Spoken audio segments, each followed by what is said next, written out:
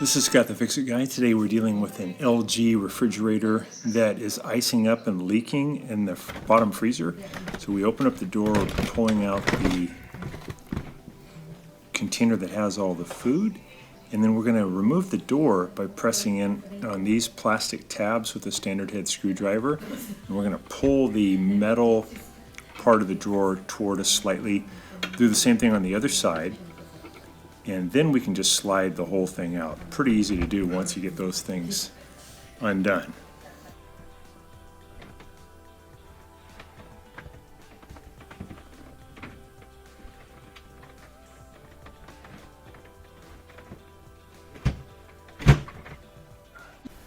So we've got the door off, gives us a little bit of room to work, and we're just going to try to break up this sheet ice, get this out of the way. And then we can do some work to figure out why we're getting this dribble of water. It's probably we have a little bit of ice caught in the drain line. Just got to get this stuff out of here first. We'll be removing these panels. Just make sure you have it unplugged and be able to do this. Pretty common problem that the drain line gets iced up, and then the water during the defrost cycle doesn't have anywhere to go, so it just dribbles down, and then when the defrost cycle is over, the freezer kicks back in and does its job and freezes the water, and you get this kind of problem. And sometimes there's so much water that is melted during the defrost cycle that some of it comes out, and you have a leaky refrigerator, which can damage floors. So this video just shows us some simple ways of taking care of this. And now we got all that ice out of the way, we're going to go ahead and remove these panels back here. And living right down here is a tray that picks up all the water that melts off of this evaporator, and then goes down a tube, so the tube is just stuck. So while I'm going to do that just simply, I'll start boiling some water. I'll use the boiling water to help melt that chunk of ice that's blocking the water flow. A hook tool, get in behind here, pull at the top, get over here too, and just pull this thing toward me, and then it let go. This is going to give me access to the back. And then to get this off, we have a couple of modular plugs here. Seems a little stubborn, so I'm going to use these pliers to get in there, pull these out. There we go. Alright, I think this thing will come out now. Let's see.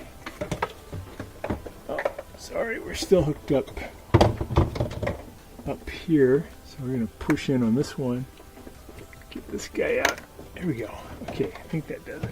So this panel will come off. This has the fan in it. Just going to get over and let this drain, and then we're going to be attacking that ice next.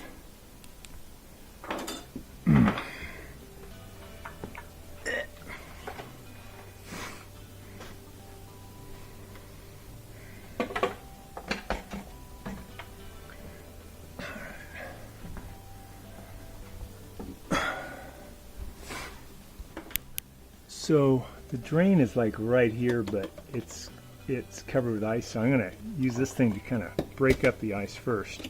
And then I'll use some hot water to get in there and really get at it.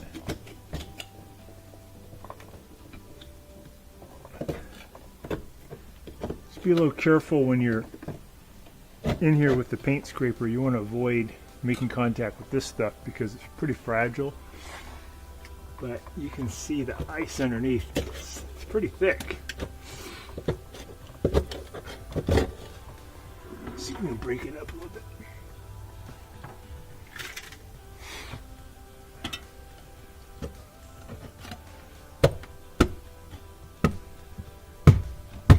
If I can get a fracture in here, then I can get this stuff off a lot faster than having to melt it all.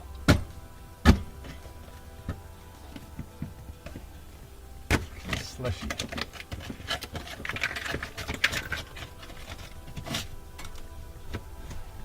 There's a big chunk. There we go.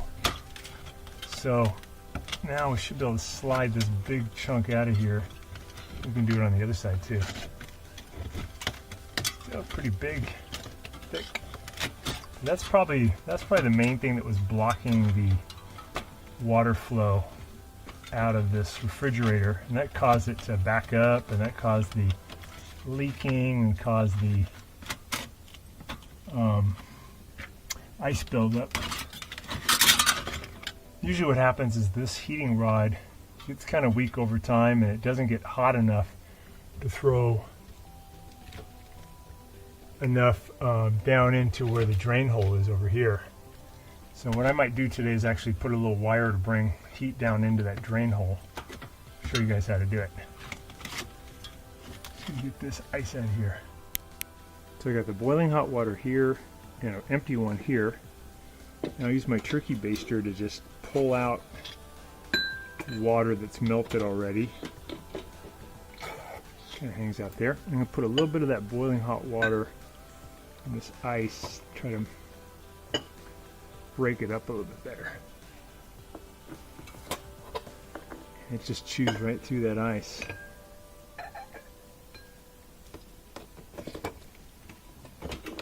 That looks better. So we'll probably get it out now.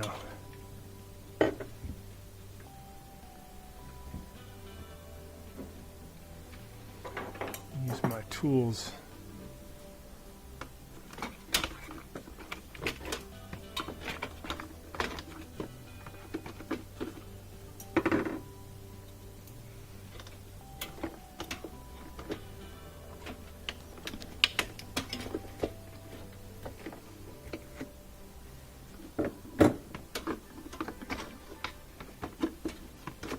Hard to get a purchase on that thing.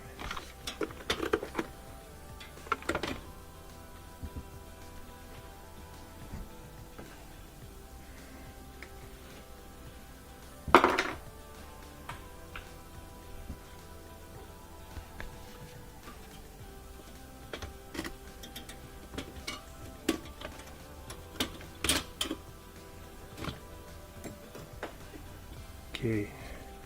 Pulling some more of the lukewarm water out of there and replace it with the boiling water.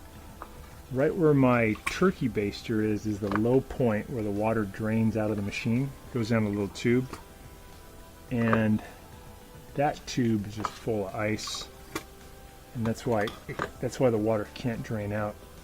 So once we get this ice block moved, when we get the lukewarm water out of there, we're going to add the boiling water, and that'll start to eat up that ice block. So here comes the boiling water.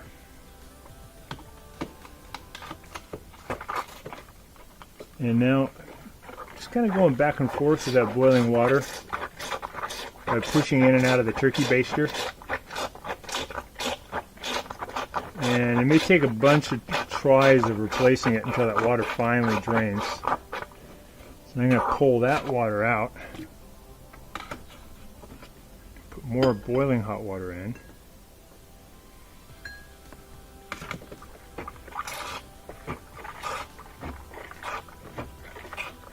Just going back and forth. It's a pretty effective technique. You just got to be patient. It takes a while. You usually can hear the water when it starts to flow. And I just pulled out some of the lukewarm water. Lukewarm. Here comes some more boiling water.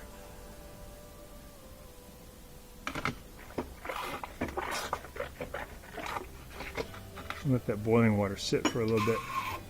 Get some more. Here's some more of that big ice block that was in the way. Here's another piece.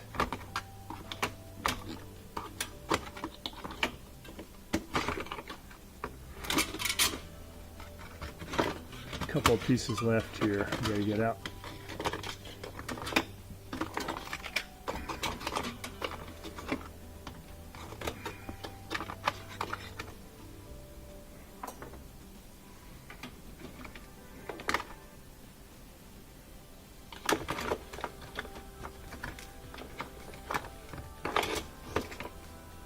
There we go.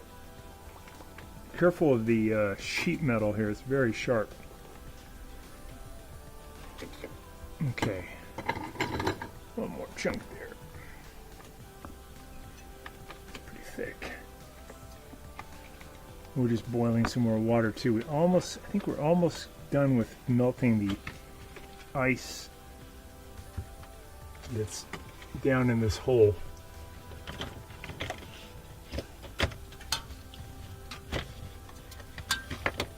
Come on out of there. It's pretty thick. There we go. We got all that out. Okay, there's that hole again. Let me get some of that lukewarm water out of there.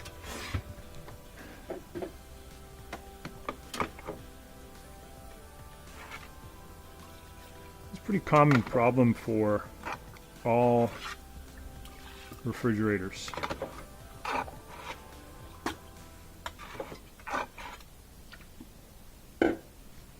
So here's our panel, has a couple of fans there and also a sensor for the computer to know how cold it is in the freezer.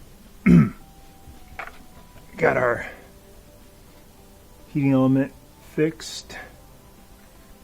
Put this back in and we're going to just plug in the stuff and then basically push this back into position. So this one's got to go there. That's pretty flexible, so don't worry about it. Just bending it a little bit. Right.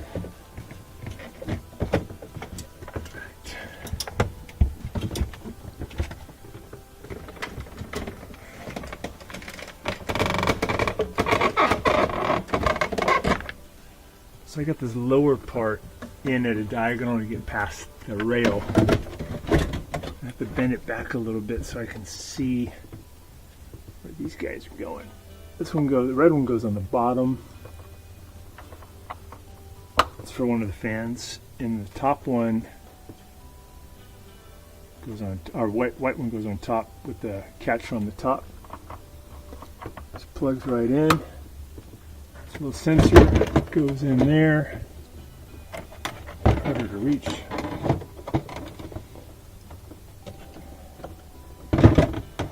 Closer.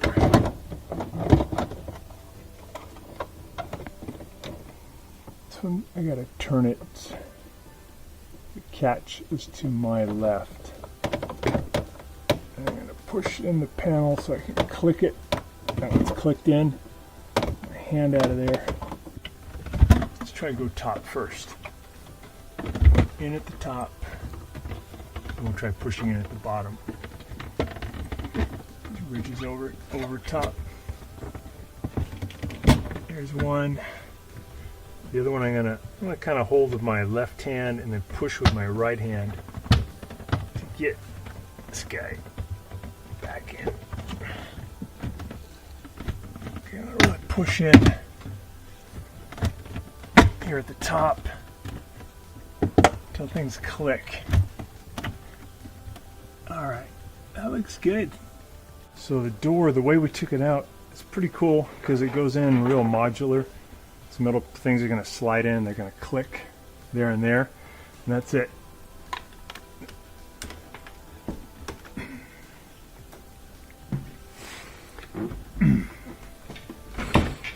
So don't hurt your back, take your time.